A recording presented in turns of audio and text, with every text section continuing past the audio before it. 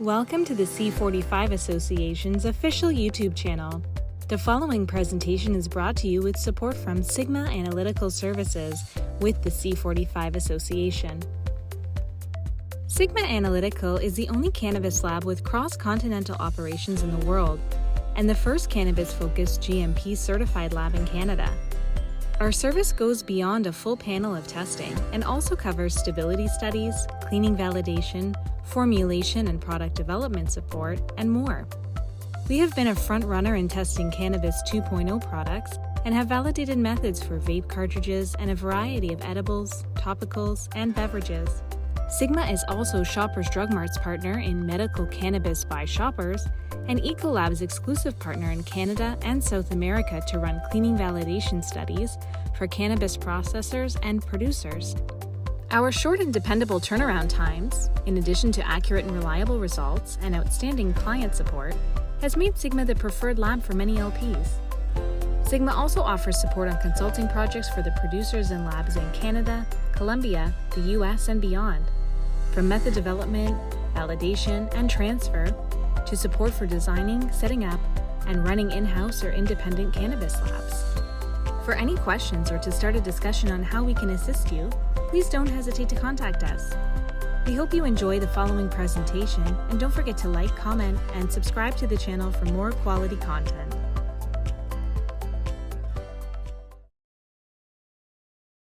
Thank you everyone for joining us. We're so excited to have this conversation today. Today we're going to be talking about Connect Consumers, obviously a really hot topic, and a big thank you to the Growing Summit for having us here today to discuss. My name's Katie Pringle. I'm the co-founder of Marigold PR. We've been in the cannabis space since 2016 and watched it evolve through legalization just over 2.5 years ago. I think, for us as a company, one of the things we're most excited about is the retailer rollout that we're seeing in Canada, in each province. I wanted to throw over to panelists to introduce themselves. First, to you, Ryan. My name is Ryan Roch. I am the owner and director of Lake City Cannabis here in Chestermere, Alberta. We are also very close to launching our second location in the beautiful community of Lincoln Park. Just right beside Mount Royal University here in Calgary. So we're super excited to have that up and running, hopefully sometime in May. Got into the cannabis industry here, essentially with legalization, was working at it for quite some time in terms of getting us up and running. Super passionate about cannabis. I'm super passionate about retail. I'm super passionate about entrepreneurship and business, but moreover, I love the customer service side. I love the communication with customers. So I'm super excited to talk to you guys today about how we connect better, how we listen better, and how we interact better with our customers. Awesome. Thanks, Ryan. Over to you, Earl. Hi, I'm Earl Oliver, a computer scientist turned cannabis entrepreneur. I'm best known in the industry for turning around and creating Gnome Star Craft Cannabis. And I'm now doing consulting for companies from very small to extremely large, and laying the foundation of my own craft cannabis company. And I'm looking forward to connecting with growers here. Thanks.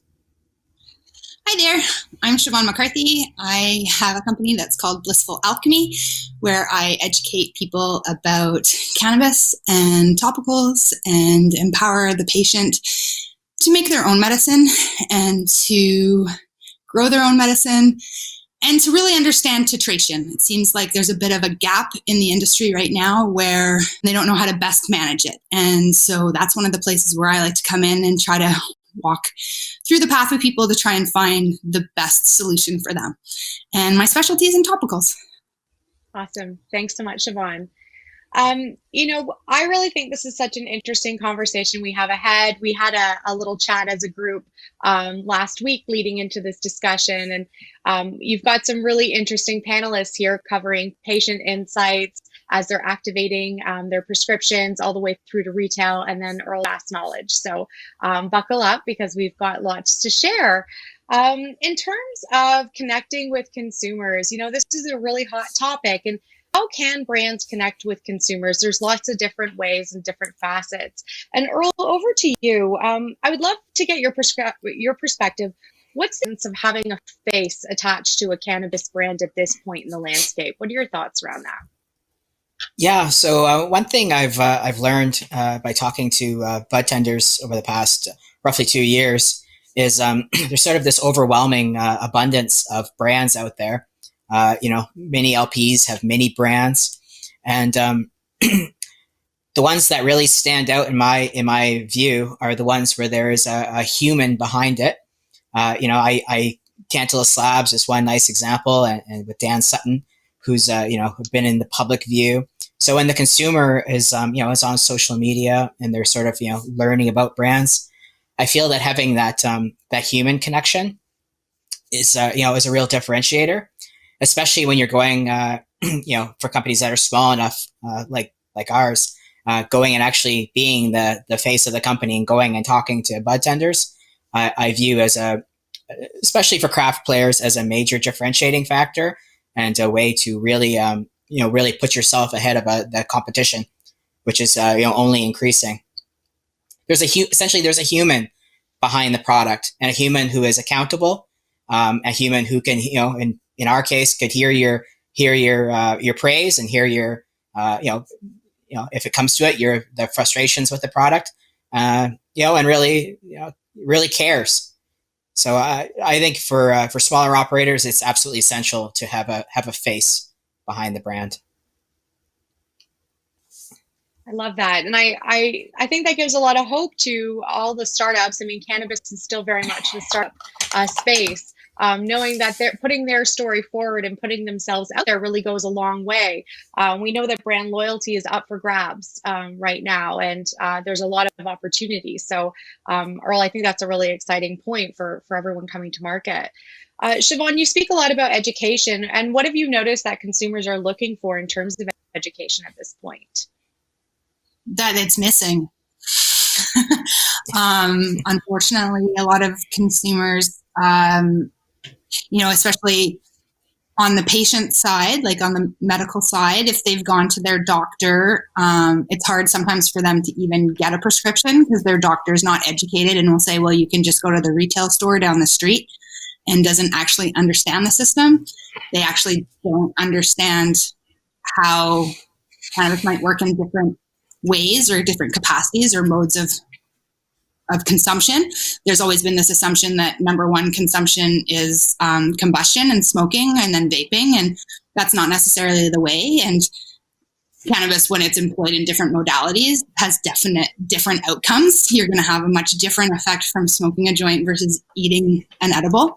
So there's a real baseline of education that's missing, and Health Canada is not providing that, and the LPs are a little bit with their hands tied. And so, I put out a little survey a while ago just to try and understand why people liked a bath bomb versus a bath soak. And it was basically because the work was done for them and they knew that they just needed one bath bomb in the bath. Whereas when it came to a bath soak, they didn't know how much to put in the bath. How big is my bath? How much do I put in? How much of a cut? Like, there's a lot of kind of confusion in regards to just how much of that product should I be using, especially because the package comes with a pile of warnings on it that people are like, if I put more than half of the pack in, am I going to have a problem? Whereas like a bath bomb is solid and it's one use, right? So I think LPs need to do a little bit more education in regards to what is that consumption and how does that happen, and what are different ways that oils, tinctures can be utilized so that cross application, so to speak. So I think just there's a lot of confusion. It's like, I have this bunch of cannabis, but now what? So I think the more LPs could go about doing like some workshops and to educate people, especially when we're in COVID and people are not necessarily wanting to smoke or vape because the pandemic issues that are going around are kind of respiratory. I think they need to kind of do a little bit of hand holding. You go to YouTube right now and there's like a glut of information, and it's hard for that first time user to discern what should I be doing. Again, it's back to the face and the trust component. So I think in a perfect world, I feel I would love for a lot of LPs to actually have an educational officer who can help facilitate more of a streamlined rollout of a lot of those nuts and bolts that have not been provided by Health Canada. Great, thank you. Ryan, I'm sure you have lots of thoughts on this because you're facing consumers every day. I have a couple questions for you, but off the hop, what are some of the biggest questions you're getting from consumers coming in store? Yeah, I mean, there's kind of no end, and to that, just relating back to it, I mean, having an educational officer from an LP would be so helpful to a lot of retail stores. I think, the different questions that we get kind of all around. But I mean, rubber hits the road eventually, and like it or not everybody got into retail cannabis because they love cannabis. It's just kind of a fact. There's a lot of people who got into it because it's a business and it's a way to make money. Maybe some of them were legacy liquor operators. And a lot of people got into this and don't even smoke, don't even consume in any fashion, which really leaves a problem and an educational gap for consumers because the consumer doesn't know which dispensary they're walking into and what they're going to be going through. So, an onus comes back to operators, and I guess at the end of the day, we'll see if education is the ultimate sort of business success model, or if it's a pure revenue game. But when it comes down to customers, we hear everything down to, hey, this is the first time I've ever used. Hey, how do I consume this better? Hey, this THC isn't doing the job for me anymore. Hey, how do I use a cream or a topical? How do I, what's the best flower? What's that? So we do a massive amount of work with our bud tenders. I spend a ton of money having our bud tenders test in the name of science, but also in the name of fun, I suppose. And a lot goes into that, and that's for the very reason is that a consumer at the end of the day can get that back. That education is transmitted back down to them because when you have a bud tender who may not have access, most bud tenders are making minimum wage or maybe a little bit thereof. And if we don't give them proper access or education, they're just not going to be able to educate consumers correctly. So, I mean, the questions are far and wide from what we see, but they're evolving. And that's one thing to note is that the way we were 2 years ago is not the way we are today. We're having more consumers who are asking questions about quality. We're having more consumers who are asking about terpenes. We're having more consumers ask about, how things are grown, where it comes from. So we're getting there, and the consumers still are looking for that education.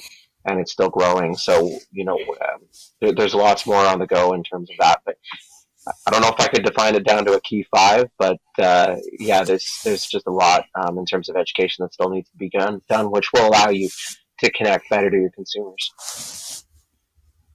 Yeah. And I love that you brought up bud tenders. I mean, what we find so interesting is the power of the bud tender in this industry. And you have a lack of brand loyalty, and you have a lot of consumers.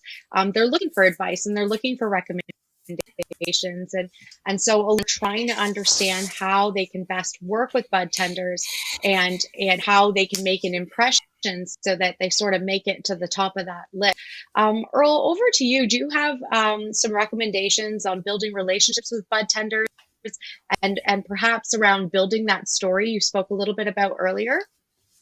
For sure. Yeah. I recommend building a relationship the old-fashioned way by going to every single store and introducing yourself. Back to becoming the face of the brand. This is what I did. Just last weekend, I went to approximately 30 retailers and throughout southern Alberta. And you just basically introduce yourself. You ask them their name. I always follow them on social media. They appreciate it, and they remember you that way. And in terms of telling the story, we talk about when I was selling Gnome Star, we tell them our growing methodology, the fact that we were a 2-person team. Talk about our cultivars and why we chose them, some of the characteristics, and the things we do to ensure quality. ultimately, the bud tender, is the one making the recommendation to the end consumer on our behalf. And it was important to me that they had all the information such that they can make an informed recommendation. And because their reputation as like for example, in the case of Ryan, like if he's saying give this give a certain product a try, and the customer's paying for it, you want them to have a quality experience, and then they'll ultimately come back and repatronize the store, and the rest is history. So pound the pavement the old-fashioned way, and just be honest, be truthful. It helps if you've got a really good product that you are proud of and can stand behind. That's the secret. Yeah. That, I think that brings a lot of hope to a lot of people market. That is a very amazing way to build your personal profile and to talk authentically about your product. Ryan, a question for you. So some feedback I've been getting from some retailers is essentially they've been really inundated with sales reps that maybe don't necessarily, I'm going a bit off script here, but maybe don't necessarily understand the facing bud tenders, what's on their plate, and the best way to engage them. I'd love your feedback. Like, what's working for you, for your store, with your bud tenders? What can LPs, micro grows, to best engage with bud tenders and make it an edible experience for everyone? Yeah, no, that kind of has been like a sore point from the get-go is kind of who's in the business and who's your sales rep and who's representing your business. There's like, if you have someone who's educated and ready to go and can communicate your brand properly, it makes all the world difference in terms of how it's going to be there. And that isn't, some people take a bit of a stance in that. It's like, okay, well, we're only going to communicate our brand. We're going to focus on X brand, and it's going to be this, and this is how we're going to educate you into that. Well, most bud tenders see through that pretty quickly, and usually the education is soft, and generally the person on the other side of that isn't communicating it properly. There's also a little issue going on in the industry right now where, in order to reach the market, and some of the agencies are going to be mad at me for saying this, but there's a lot of work going to agencies, and some of the agencies have some really great reps. Don't get me wrong, but sometimes you'll have a rep who's got 7 different profiles for whatever retail brands they're trying to represent, and whatever airtime you're getting at stores can become pretty difficult as a small brand. So I think Earl has a really good point in communicating one-on-one with bud tenders, hitting the road, actually talking to people does a world of difference. There's also some really fantastic digital methods that you can use. Twitter is also a tremendously tough place to be, but it is also a great place to communicate around the country with people who are passionate about your brands, and you can communicate and also get active feedback.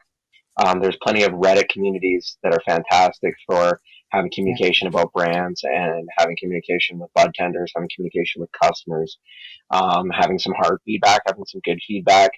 So there's tons of digital methodology that you can employ to reach people, but the key is communication, and really it's a gap in the market. There's very, very few growers or companies out there that are actively touching retail stores and allowing that communication to happen. Very, very few. So even a minor amount of implementation of something like this, I got to give a shout out to the guys from Greybeard out of Ontario who are doing some great work right now, going store to store to store, doing fantastic presentations of their products. Earl and I have met on several different occasions. So there's some really good examples out there, but if you have an opportunity to connect one-on-one with anybody, whether that's digital, whether that's in person, and that works immensely well to communicate that to bud tenders, and then maybe developing an educational platform that isn't brand specific per se. Obviously you maybe want to cater to some of your solutions, but imparting that education is much more memorable and is definitely more authentic for long-term sort of buy-in. For sure. I second that shout out to the Beard crew. first, Bubba's great, but also the activations in store, getting people involved in your brand. Yeah. They do a crate opening. It's a moment in time. It's awesome. It's a lot of fun and really on brand for them too. Yeah, I think that's really fun, and I haven't seen a lot of brands activating in that way, and really embracing that moment in time, because it is a key point when you carry a new brand, and you really want to make sure that everyone's got the love for it. So those things go a long way. We see more brands not have anybody represent them, and then they launch with no information out in the retail sphere than we do pre-launch. And that's a huge problem. Wow. So, any opportunity you have to pre-launch, get your word out there, can make a massive difference, at least in that first buy, especially with some of the purchasing requirements that some of the regulators throughout Canada are doing. So hitting the ground running hot is going to be so important for the next few years. I love that. And it goes well beyond, a t-shirt for the crew. It's definitely providing value and be set environment. Siobhan, on the topicals front, any advice for both growers who are trying to talk about their brand or retailers who are considering topicals? Any advice around how to speak about topicals or educate in a recreational environment? Yeah, absolutely. When I worked at a legacy brand, we did a lot of activations. We worked with the community. We would do collaborations with dispensaries, and we would do yoga. We would bring in education companies. We would partner with them. We would do yoga at the dispensary, and we would hand out samples that were part of the experience. Like, it was great. You would see. Sounds dreamy. Yeah, people would come in, they would get their yoga mat that was branded by the dispensary. They would be provided topicals. I would be there to be able to speak to them. There would be a yoga instructor who specialized in yoga for people who had like fibromyalgia or some challenges, who also used the products on her own. So she was able to speak to them from a personal point of view. And we just kind of broke down barriers. And so when that couldn't happen in dispensaries anymore, I've just kind of gone out on my own and just done them yoga in the park and just yoga in different places. Just an opportunity for people to connect outside of a store environment, I think is important. It's a little bit challenging with COVID, so trying to find a way in which to do that can be difficult. Yoga seems to be a good one. You can place the mats 2 feet apart and you're okay. I think an element too of, I think the retailers need to not the retailers, but like the providers, the LPs need to work more with the retailers and create collabs so that that product can be made available for sampling without it being an expense on the bud tender or potentially on the client. And it's tricky because of the way the Cannabis Act works and coercion and everything else, but you are allowed to gift up to 30 grams a day. So I think it just means some new approaches in regards to working with the system creatively to come up with proactive solutions. I think with topicals, one of the best kind of selling points is the fact that there's no psychoactive effect. And so it's a really great way to bring people on board who may have had potentially a not so pleasurable experience with an edible or by combusting, and it just didn't agree with them. When you're able to kind of give this a product to somebody who's been in intense pain and they're able to try it out and notice a difference or a significant difference and see that it's helping them in their healing process or their recovery after workout or whatever else, and that it's not affecting them between the ears, it's kind of a win-win scenario.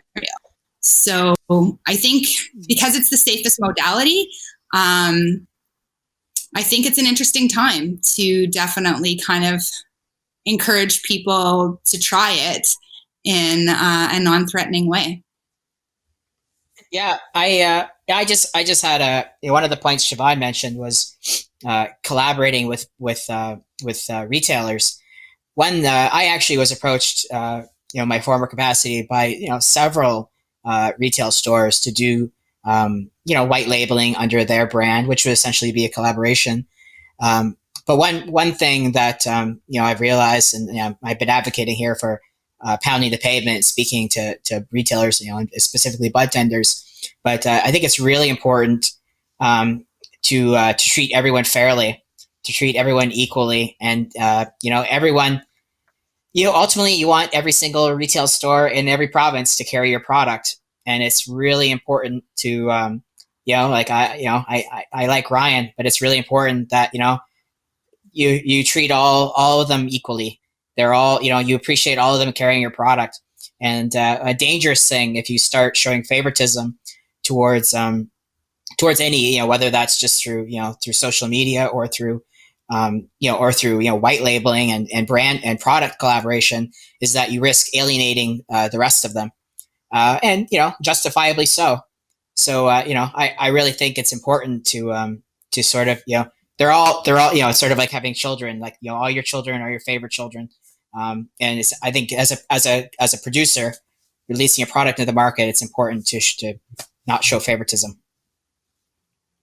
Oh, I was just gonna say, like, I agree with that, and I was also curious in regards to, like, do you think that there should be a component of, I think, in my opinion, licensed producers or their sales rep also need to have a better handle of what the other products are in the marketplace and know where they differentiate. Oh. I find that right now everybody's kind of got their lane and they've got their blinders on and they're focusing and they're rah hiss boom buying about just what they have, but you kind of also have to know your competition and how you stand out from them, and where you can kind of maybe have potentially an edge. So back to the all around education, I think, our industry is growing so very quickly, and I think it's hard for some people to catch up when they're hired as a sales rep and they come from wine or from tobacco and alcohol. Like it's a bit of a steep learning curve, and I think it's that differentiating factor of what's happening in the globe, like in the national kind of marketplace, that will help facilitate how you can make your brand kind of eke out and edge out and kind of make a difference. And again, then back to the education with that, and part of that differentiation is like, we need our licensed producers to be more transparent around what are the terpene profiles and what are the contents of the packaging above and beyond the THC component and the CBD components, and like helping people like on their websites, if they had a calculator, so that the patient user experience can be like, okay, I need to figure out exactly what this titration is because I don't know how to read this label. And so if they had some of that education on their website, that can then bring back both the bud tender and the end user to fully understand the product. And I feel like by not having all of that information and by not being transparent, we're also creating other challenges for people who might have potential allergies or sensitivities. So these are my suggestions. Mm-hmm. Yeah, I love that. And on that note of transparency, Earl, this is the question for you. We see, a hopping community, especially on Reddit, lots of feedback coming through from some really interesting reviewers on Twitter. What's your perspective? How much time and energy should companies, LP or Rose, be putting towards these reviews? Well, Reddit in particular is incredibly important. I was perpetually shocked by the number of bud tenders who get their intel from the various subreddits on LP product, on OCS, on BC's Cannabis Store. Reddit is mission critical. If you've got a good product, they sing your praises, and unfortunately that was always my experience. But there's a lot of like other LPs. There was mold outbreaks that took place where the first sign of it was on Reddit, and had the LPs first of all been on Reddit, and I check Reddit. I actually have scripts that check Reddit continuously for me to look for signs of danger. But if you do see things, you had an opportunity to get ahead of it, and maybe cut it off at the pass and address the issue, especially if it's something terrible like mold, which is terrible for your brand. And it happens. It's an agricultural product. It happens. It should be expected. But spending a lot of time to monitor Reddit is really important, as well as social media. Especially at the craft end of the product spectrum. Most of your customers who are paying a premium price for a premium product, they are connoisseurs. and the purchase itself is an experience. I've lost track of the number of photos of meat breath that have appeared on Twitter and Instagram and Reddit, YouTube. It's quite flattering and quite amazing. So you definitely have to stay on top of it. I spent many hours a day monitoring that stuff. If I could add to that, and what I love about Reddit is that the LP can't be on Reddit promoting themselves because there's no promotion. It's all about user-driven content, and it's all about that feedback. And so it's so important to have somebody who's going to be monitoring that, but not manipulating it, because then it loses its authenticity, if that makes sense. Yeah. So I think it's integral to have somebody there that's definitely monitoring and can be facilitating, but potentially under the auspices of their own personal brand, not under the brand of the larger company, because they're going to be chewed out pretty darn quick just by the users, because it's not Twitter. It's Reddit. Yeah. It's just an environment unto its own. Yeah. I agree with you 100% on that. And, back to like our very first question, a corporate, boring, vanilla, faceless account, like a generic corporate account on Reddit, it'd be even if they're like, we're sorry that you had a negative experience, it's so disingenuous. You don't know who's behind it. It's just so cold and corporate and bleh. But I'm on there like under my own personal name, and we had issues of dryness on our very first batch, and I owned it. And I told them the why, and I told them the steps we've taken to improve it. And, I'm really sorry. And I promise it'll never happen again to the best of my ability. And that was it. It was a defect in our product, and I addressed it. I hit it. I took it head on. I took ownership, and we never heard from that problem again. And there's such a massive amount of marketing that is going on out there. It's really endless. So for that, from Earl's side, is if you're going to run a flat marketing campaign with some funky graphics and your marketing 101 elements from university, like it's going to be a tough go. The landscape is changing. People want to be communicated to. They want to hear a story. They want to hear an element. They want to hear something they can bind to. A flashy graphic. Here's my all-time favorite that the cannabis industry is terrible for. Okay, we create, a poster, some digital marketing, and we have this package on there, right? And it tells you about whatever strain it is, and there's the package, and it's exciting. And then that package will never actually be in stores because the package they show in the marketing is completely a non-compliant package, right? So it goes up to retail. Can you imagine buying a bottle of Coke and it not looking like the bottle of Coke from the ad? Like the marketing that exists in cannabis would exist in no other place ever, and yet we approve these shenanigans, and they have zero impact on your consumers, and they encourage no conversation. And they look silly. Instead of, Tantalus does a really good job with some of their POS material. Instead of giving you some sort of package or whatever, they take macro shots of their buds growing in their actual greenhouse. It looks fantastic, and it's far more engaging for a consumer and allows you to tell maybe a bit of a better story. So, I think there's a lot of outside the box thinking that needs to happen. And we're still trying to market cannabis, like we would market liquor or some sort of CPG packaged good, and it has absolute zero end consumer effect. It doesn't do a damn thing for them. So, if I could tell anybody to do anything, please be more creative. I hear you. And, as a marketer in this space, it isn't easy, but there are opportunities for sure. And, understanding where everyone's at is beginning, understanding who you're talking to. When we started out 5 years ago, looking at the landscape, digital marketing was a very difficult endeavor. And then, social media. Ryan, I'd love to go back to you on that. What a pain point for our industry, but also what an opportunity. Can you talk a little bit about some of the things you faced on the social front? Yeah, we do a lot on the social front. If you're not following us, I definitely encourage you to do at Lake City Canna on Instagram. It's kind of our main platform, but we're on TikTok, we're on Facebook, we're on Twitter. Most of Twitter is personal me outside of the business, but we're always handing out fresh, hot views on there.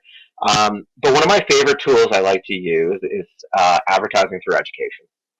And it's instead of employing a sales tactic or a hard sell, we like to talk to people at a level where they're gaining information from the conversations we're having.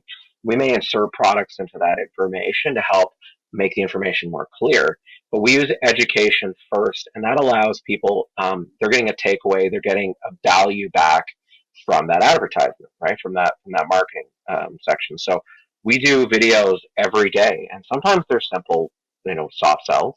But we also do educational videos where we talk about what's a trichome, how do you pick out good flower, how do you smoke a vape properly. We use examples for those, so a consumer can say, well, I want to try X product because I saw Ryan do a video of it, and this is how it is. But when you're providing that value add back to a consumer, it doesn't feel like advertising. It feels like you're giving back something to them and helping educate them so they can make better decisions, right?